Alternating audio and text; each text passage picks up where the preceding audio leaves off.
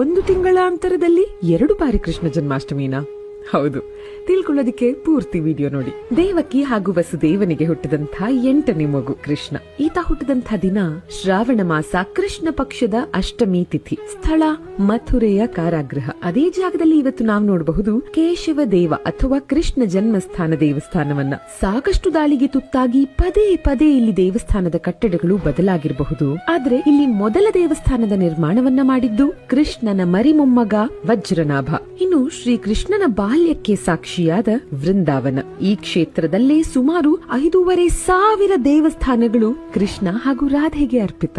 ಗೊತ್ತಾ, ವಿಷ್ಣುವಿನ 7ನೇ ಅವತಾರಿ ಶ್ರೀಕೃಷ್ಣ ಹುಟ್ಟಿದಂಥ ದಿನವನ್ನ ಆಚರಿಸುವುದೇ ಕೃಷ್ಣ ಜನ್ಮಾಷ್ಟಮಿ ಅಥವಾ ಗೋಕುಲಾಷ್ಟಮಿ ಅಂತ. ಕೃಷ್ಣ ಹುಟ್ಟಿದಂಥ ದಿನ ಅಷ್ಟಮಿ ತಿಥಿ ರೋಹಿಣಿ ನಕ್ಷತ್ರ. ಹಾಗಾಗಿ ಈ ತಿಥಿ ಮತ್ತು ನಕ್ಷತ್ರ ಎರಡೂ ವಿಶೇಷ.